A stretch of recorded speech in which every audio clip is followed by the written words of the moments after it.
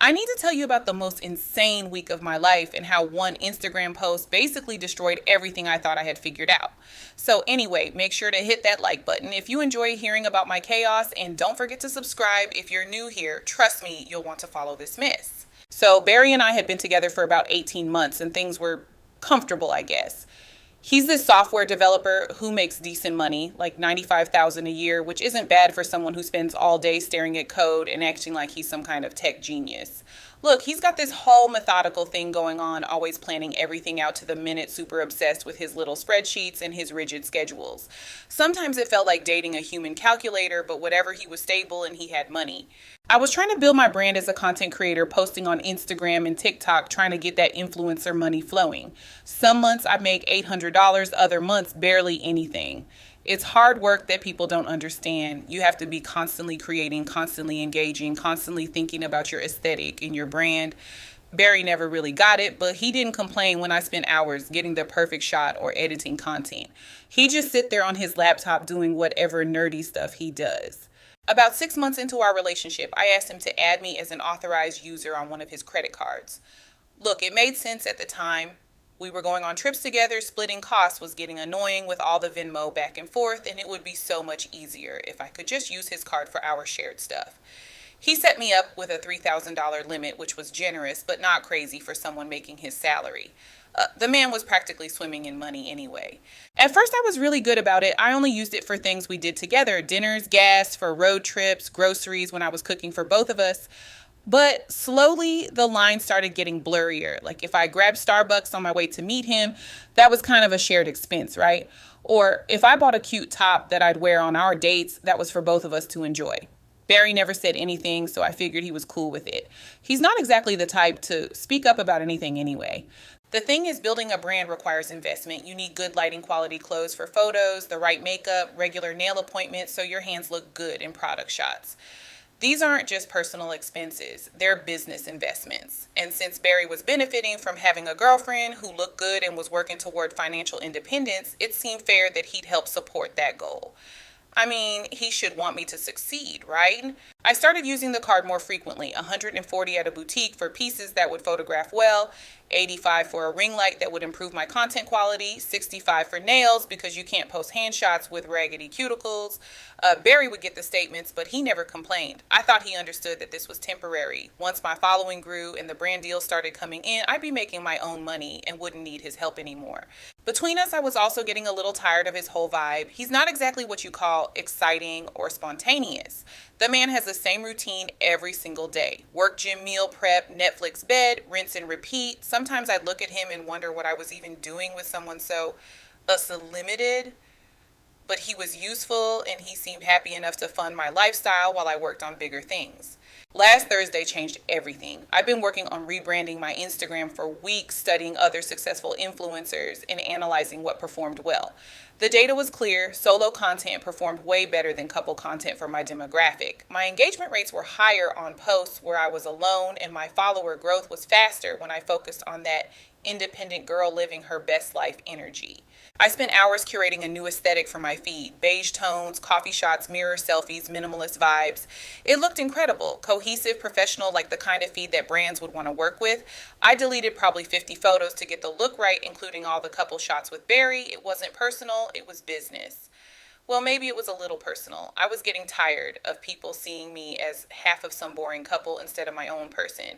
Barry texted me during his lunch break asking about the photos. I explained that I was rebranding, going for a more cohesive aesthetic, and that couple content didn't really fit my new direction.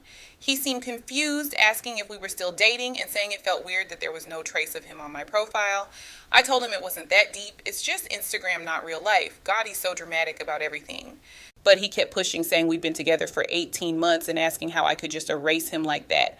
I tried to explain that my engagement had been way up since I cleaned up my feed, that solo content was performing better, that this was about building my brand and my future. He wasn't getting it at all.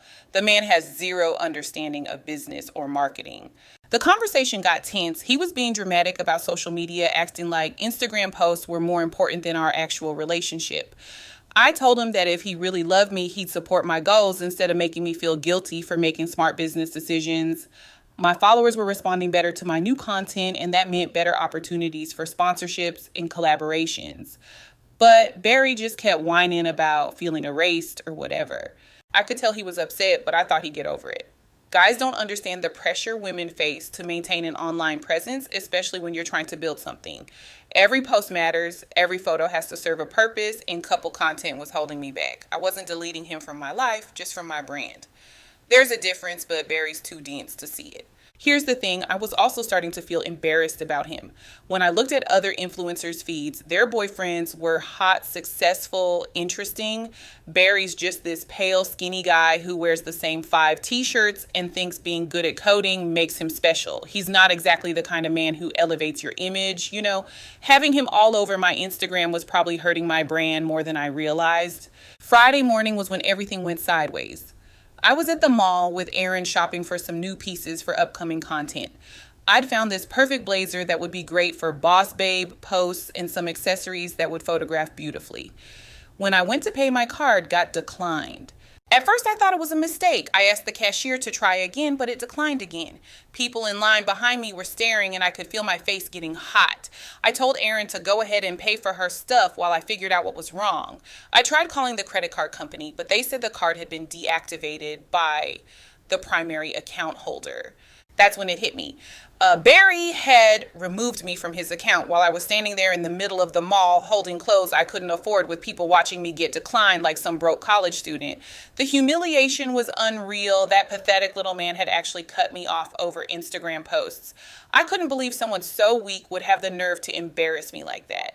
I called him immediately, but it went straight to voicemail. Then I texted him asking what was wrong with the card, why it wasn't working, why he would do this to me in public. No response. I tried calling again. Voicemail. He was ignoring me while I was stuck at the mall, embarrassed and unable to buy anything. What kind of man does that to his girlfriend? Aaron had to drive me home because I was so upset. I spent the rest of the day texting Barry explaining how embarrassing it was, how he could have at least warned me if there was a problem with the account. I told him we needed to talk like adults and figure this out. Still nothing. He was being a complete coward about the whole thing. That evening, I finally got a response. Just one text. Don't come over. We're done. Good luck with your aesthetic. Then he blocked me. Blocked me like I was some crazy ex instead of his girlfriend of 18 months who was just trying to build a future for herself. The audacity of this man was unbelievable. I couldn't believe he was being so petty over Instagram posts. It's not like I cheated on him or did anything actually wrong. I was making smart business decisions and he was punishing me for it by cutting off my access to funds and then ending our relationship via text message like a complete coward. He couldn't even face me to break up. He had to hide behind his phone like the weak little boy he really is. The next few days were a blur of trying to reach Barry through mutual friends and dealing with the financial mess he'd created. I had bills due, content creation expenses, and no way to cover them since I'd been relying on his card for the past few months. That selfish bastard had left me completely stranded. My mom got involved when I explained the situation to her. Eleanor was furious that Barry would cut me off so suddenly and leave me struggling financially. She called him directly, which I thought might help him see reason. Eleanor has a way of making people understand when they're being unreasonable, especially weak men like Barry. But Barry was completely cold to her. She told me he was rude and dismissive, saying he didn't owe me anything and that removing me from his credit card wasn't financial abuse. He actually had the nerve to say that I should have been saving my own money instead of relying on him. Like he didn't understand that building a brand requires investment and that I was working toward independence. The man has zero understanding of how the real world works. My brother tried talking to him too, explaining that what he did at the mall was humiliating and cruel. But Barry just kept saying it was his money and his choice, like he couldn't see how his actions affected me. He was being completely selfish and vindictive. I guess I shouldn't have expected anything better from someone so emotionally stunted. Sarah, my roommate, was supportive but also stressed because I couldn't cover my full share of rent that month. She suggested I get a regular job to supplement my content creation income, but that would take time away from building my brand. It felt like everyone was missing the point. I was so close to making this work, and Barry's petty revenge was sabotaging everything I'd worked for. I tried reaching out to Barry one more time, offering to put some of our photos back on Instagram if he'd reactivate the card. I even apologized for not explaining my rebranding strategy better, even though I shouldn't have had to, but he didn't respond to any of it. He was being completely unreasonable and immature. The man couldn't even handle a simple conversation about fixing things. When Barry continued ignoring me, I decided to take more serious action. I found a lawyer who specialized in financial disputes and explained the situation. I told them about the pattern of financial support Barry had provided, how he'd encouraged my content creation goals, and how suddenly cutting me off had caused significant hardship. The lawyer agreed that what Barry did was questionable at best. The lawyer sent a demand letter asking for $4,200 to cover the expenses I'd incurred while relying on Barry's support and the costs of transitioning back to financial independence. It seemed fair. He created a situation where I was dependent on his card, and then he pulled it away without warning over something as trivial as Instagram posts. Any reasonable person would see that was wrong. But Barry got his own lawyer and disputed everything. He claimed he'd never promised ongoing support and that he could revoke access to his credit card anytime he wanted. His lawyer said I had no legal standing, which was frustrating because it ignored the emotional and financial damage he'd caused. The legal system is clearly biased toward men with money. I also reached out to his workplace. I was genuinely concerned about his mental state. The way he'd cut me off so suddenly and refused to communicate seemed erratic and potentially dangerous. I thought his employer should know that he might be going through some kind of breakdown that could affect his work performance. Plus, they should know what kind of person they're employing. His boss apparently just deleted my email and warned Barry that I might try to escalate things. It was clear that Barry had painted me as some crazy ex instead of explaining his own problematic behavior. Men always stick together when it comes to protecting each other from the consequences of their actions. The whole system is rigged. The whole legal situation was stressful and expensive. I had to put the lawyer fees on my personal credit card, which was already close to maxed out. Barry was forcing me into debt just to try to get basic fairness and accountability for what he'd done. He was systematically destroying my life out of spite. 2 months later, my life had completely fallen apart, and it was all because Barry couldn't handle his girlfriend being successful and independent. The legal case went nowhere. Apparently, you can just cut someone off financially without any consequences, even if you've created a situation where they're dependent on you. The system protects men like Barry who want to control women through money. I had to move back in with my parents because I couldn't afford rent without the financial support I'd been counting on.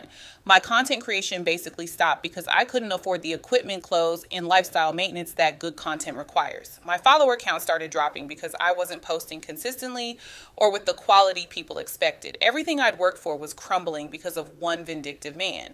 The worst part was finding out that Barry was already seeing someone new. Sarah told me she'd seen them together at a coffee shop, and apparently this new girl was some basic librarian type who probably didn't even understand social media or personal branding. She looked like the kind of person who'd be perfectly happy being invisible on someone's Instagram feed. Of course, Barry would downgrade to someone with zero ambition. I tried to rebuild my brand in my life, but the damage was done. Without the financial stability Barry had provided, I couldn't maintain the lifestyle and image that had been attracting followers and potential brand partnerships. I had to get a regular job just to pay my bills, which left no time for content creation. My dreams were dead because of his pettiness. My family kept telling me I was better off without him, but they didn't understand what I'd lost. It wasn't just a relationship. It was my financial security, my business support system, and my path to independence.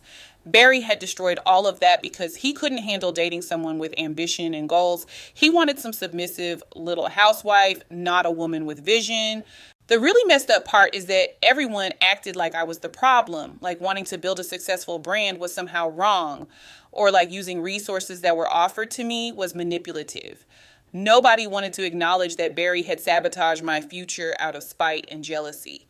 They all bought into his victim narrative. Looking back, I can see that Barry was probably threatened by my success and potential. He wanted a girlfriend who would be grateful for his support and never outgrow him. When he realized I was building something bigger than our relationship, he panicked and tried to tear it down. It's actually pretty pathetic when you think about it. A grown man so insecure that he'd rather destroy his girlfriend's dreams than support her success. But here's what really gets me. I found out through Erin that Barry's new girlfriend doesn't even have social media. She's one of those weird people who thinks Instagram is shallow or whatever. And Barry's acting like this is some huge improvement, like dating someone with no online presence makes him superior somehow. He's probably telling everyone how much happier he is with someone real and authentic, though when really he just wanted someone who wouldn't challenge him or make him feel inadequate.